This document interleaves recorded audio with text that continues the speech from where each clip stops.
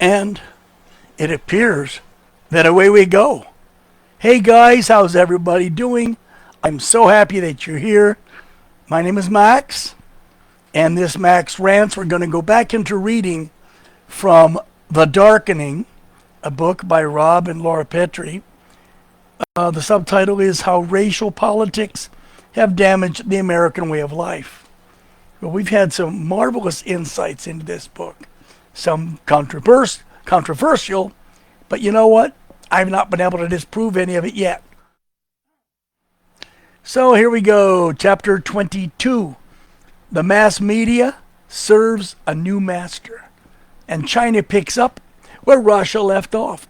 The mainstream media in America has long been a tool of communism, continuing the Soviets' original strategy, racial division. They decided to keep it going. And how was it? The original strategy was racial division between black and non-black.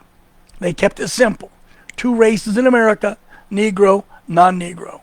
This further plunged the United States into the darkness in which we find ourselves, all through unique and omnipresent propaganda. When I say omnipresent propaganda, I mean it's everywhere. Understand, we're all victims of broadcast TV. That's why I don't watch that crap anymore. From TV ads, from TV news, primetime TV programs, it's super easy to see, if you're on the outside looking in, this huge imbalance in racial exposure. Let's get into that. The greatest propaganda machine in the history of the world.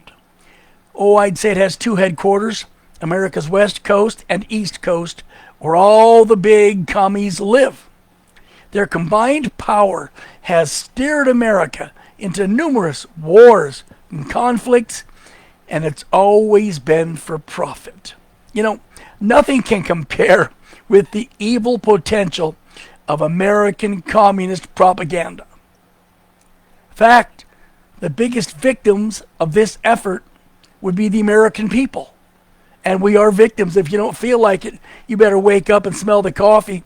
Broadcast TV, the kingmaker of the brainwashed mind, overrepresents Negroes with an in-your-face attitude and approach. It's sort of a, hey, take it or leave it, we're the media situation.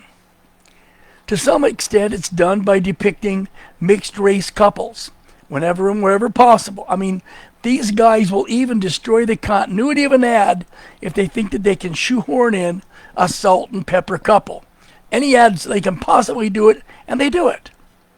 When anyone or anything is shoved down your throat, resentment will arise, and it has. Now, what is a salt and pepper couple? That's a slang term referring to a mixed race couple where one person is Negro and the other non-Negro. As the media continues to slap us in the face, kick us in the nuts, and grossly overrepresent minority couples in the agenda, we see these salt and pepper couples now in over 80% of media ads where a couple, either married or not, is depicted. They never hesitate to shove it down your throat with a screw you attitude. They don't care what we think. More than 80% of ads that feature married couples are mixed race. According to the United States Bureau of the Census, the national average for Negro, non-Negro married or cohabitating couples is 6%. Hello? Wait a minute. If mixed couples, be they married or shacking up, if mixed couples represent only about 6% of these couples, then how in the hell can the media justify 80%? What the hell is that about? Well, from the media exposure, people, outsiders anyway, would think it's common and normal, and that most American couples are biracial. That's what communists want you to believe, and it's all aimed at conditioning you so they can destabilize you, your culture, your morals, and set you up for conquest.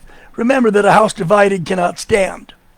How in hell can they have had such insane representation? It is no coincidence that Negroes play such a large role in all forms of media advertising.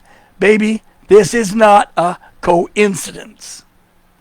As a logical person, you should know that there is no such thing as coincidence. Remember that the American Negro population accounts for around 12% of our overall population. That's about one Negro for every 9 non-Negroes. There can be only one explanation as to why there is such an overwhelming overrepresentation of Negro exposure. Their overall exposure is more than 80% when you factor TV ads of all forms and 68% of general television programming. Locally produced TV news anchors, they're about 50%. Understand? Nationally, that number's around 66. So what on earth is going on here? For any regular Negro exposure on national news programs, the proportion will jump sometimes to 92%. Why is it that every major network has at least 2 prominent Negroes either on the news desk or in their social programming? Come on, if you make up 1 in 9, what the hell is going on? This chapter I'll finish by saying this. There is no such thing as coincidence. No such thing. Everything happens for a reason. Everything is an action or a reaction to action. All right, think about it. Let's go to chapter 23. Media overrepresentation, a design to pit blacks against non-blacks. The only reason for the Negroid overrepresentation is one that fits an agenda of apology. Almost all Americans today feel ashamed of Negro slavery. Even though nobody alive today has parents, grandparents, or even grandparents who were slaves, or even knew anybody who was a slave, the shame remains. Good work, Beijing. This is the agenda of apology.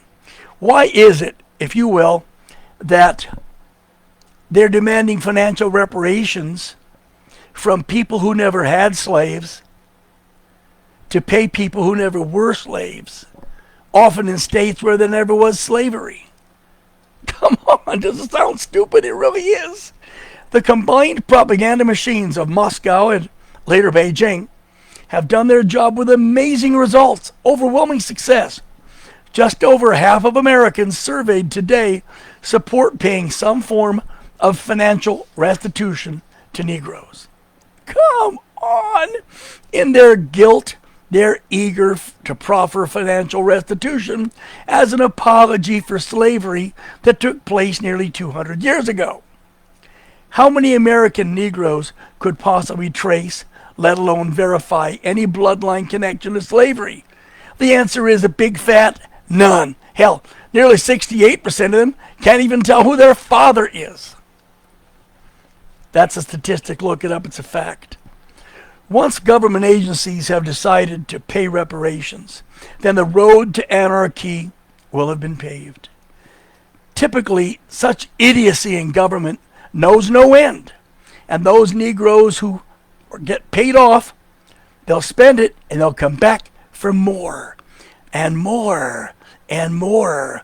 Give them an inch, they'll take a mile. That's human nature. Nothing could divide the people more than forcing all non-Negroes to pay reparations, money, millions of dollars to Negroes while ignoring their own people. I mean, where are the reparations for the Chinese slaves in this country? How about the enslaved Irish? Where are those reparations? You don't hear them whining about it. How about the enslaved Hispanics? You don't hear them whining about it. There's just not enough money in the world to go around and appease the feelings of every idiot, greed, or bad actor. Moreover, the exact definition of slavery itself remains rather fluid. History has been written, it's been revised, it's been rewritten again and again on every front.